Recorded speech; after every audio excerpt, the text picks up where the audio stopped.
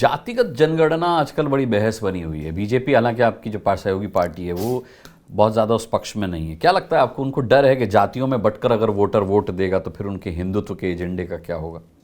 अच्छा बताइए कि आज़ादी के बाद से अब तक जातिवाद कब नहीं हुआ? जातिवाद कब नहीं हुआ?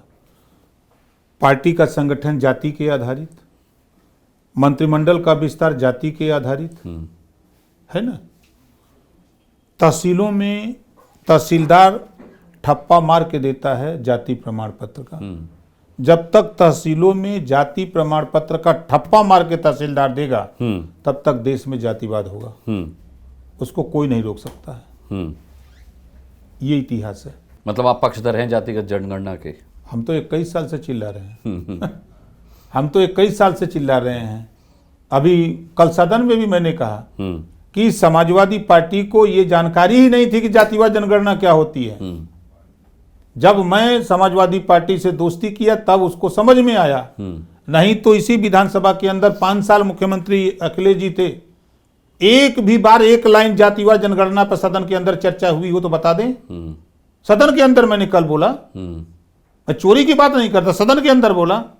जब मैंने जातिवाद जनगणना की बात इनको समझाया बताया तो अब ये बोलने लगे। वही कांग्रेस पार्टी के नेता राहुल जी जातिवाद जनगणना की बात करते हैं। जब 2011 की जनगणना सार्वजनिक करने की बात लोकसभा के अंदर आई तो उस बिल को कौन फाड़ा? राहुल जी ने कि नहीं करेंगे। आज क्यों बोल रहे हैं? आज स्थिति है कि जातियां जाग रही हैं अपने हक के लिए। ये हमारा भी हिस्सा है, हमको भी बंटवारा चाहिए, हमको भी यहाँ रोटी कपड़ा मकान शिक्षा दवाई चाहिए, हमको भी राजनीति में भागीदारी चाहिए।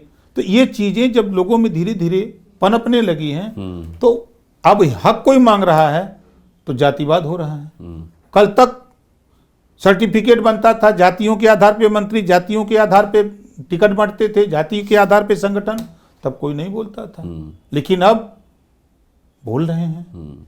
तो देखिए, बाबा साहब डॉक्टर अम्बेडकर ने संविधान में व्यवस्था क्यों दिया है हर 10 साल पे जातिवाद जनगणना, कि कौन सी जाति शिक्षा स्वास्थ्य रोजगार नौकरी में पिछड़ गई उसको ऊपर उठाने के लिए सरकार व्यवस्था करके उसको आगे करे। मकसद यही है जो पंडित दीनदयाल उपाध्याय जी की सोच थी कि सबसे निचली पायदान पे जो व्यक्ति है उसको ऊपर लाया जाए। वही बात बाबा साहब डॉक्टर अम्बेडकर जी ने कहा, वही बात महात्मा बुद्ध ने कहा, वही महात्मा ज्योतिबा फूले, सावित्रीबाई फूले, छत्रपति साहू जी महाराज, वही बात कांशीराम जी ने कही। सारे महापुरुषों ने उसी बात को कहा है। तो उसी काम के लिए तो संविधान में व्यवस्था है। और आपको बता दूं, ना कांग्रेस कर पाएगी, ना सपा, ना बसपा, कोनो पार्टी नहीं करेगी। बीजेपी कर देगी। इसको करेगा कोई तो भारतीय जनता पार्टी, माननीय नरेंद्र मोदी जी, उन्हीं के नेतृत्व में होगा, देख लीजिएगा।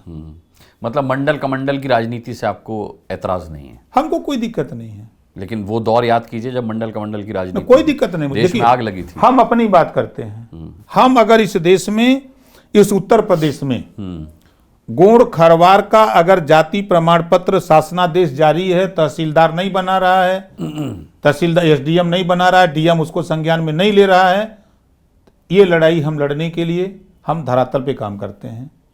हम जो वंचित शोषित हैं, दलित पिछड़े हैं, हम उनके हक की लड़ाई लड़ने के लिए काम करते हैं।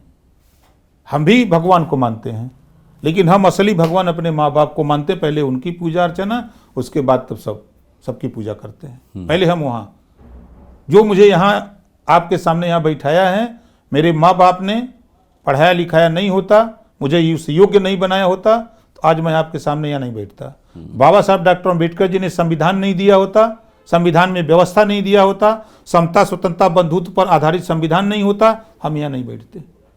जो विसंगतियां थी देश में, सारी विसंगतियों को दूर करके आज एक साफ सुथरा संविधान बाबा साहब ने दिया कि अब वो चीजें, सारी चीजें खत्म हो गई हैं। अब लोगों को अपने हक के लिए, शिक्षा स्वास्थ्य रोजगार के लिए लड़ने के लिए हम लोग प्रेरित कर रहे हैं।